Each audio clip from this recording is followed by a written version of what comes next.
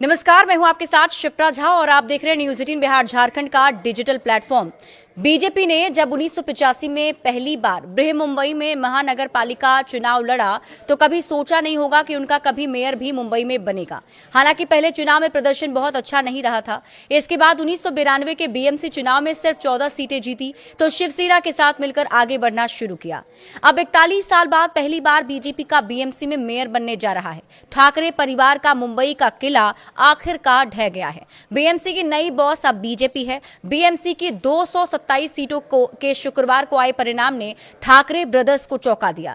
BJP ने 89 सीटें जीतकर बता दिया कि मुंबई में अब उनकी बादशाहत होगी।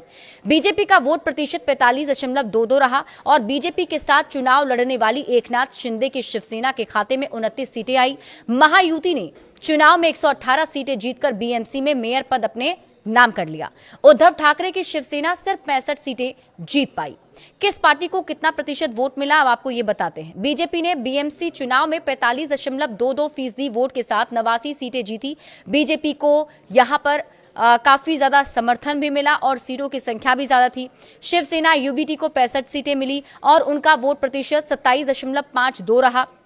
इसके अलावा शिंदे सेना को 29 सीटें मिली और उनका वोट प्रतिशत 10.48% रहा।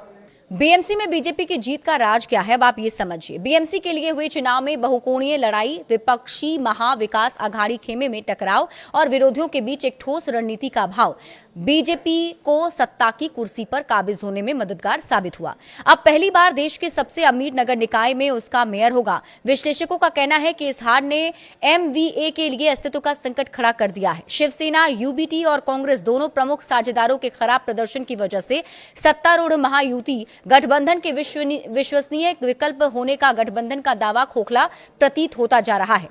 बिना धनुष बाण के मुमकिन नहीं बीजेपी का मेयर। देश की सबसे अमीर महानगर पालिका बीएमसी के नतीजे लगभग साफ हो चुके हैं। बीएमसी 89 सीटों के साथ सबसे बड़ी पार्टी बनकर उभरी है, लेकिन असली कहानी उन 29 सीटों में छिपी है जो एकनाथ शिंदे की शिवसेना ने जीती है। आंकड़ों का गणित ऐसा उलझा है कि बिना शिंदे के धनुष बाण के बीजेपी का मेयर बनना नामुमकिन है। बहुमत के लिए 114 का आंकड़ा चाहिए। बीजेपी के पास 88 सीटें, यानी उसे अभी भी 26 और पार्षदों की जरूरत है। शिंदे की 29 सीटें ही बीजेपी को सत्ता की कुर्सी तक पहुंचा सकती है।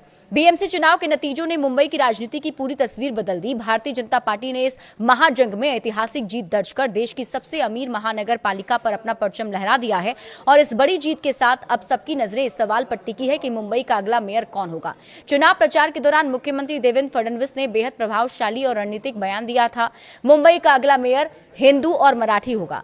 अब जब नतीजे बीजेपी के पक्ष में आए हैं तो फडणवीस का ये वादा केवल एक राजनीतिक बयान नहीं बल्कि बीजेपी के लिए एक बड़ी चुनौती और अवसर भी बन गया है।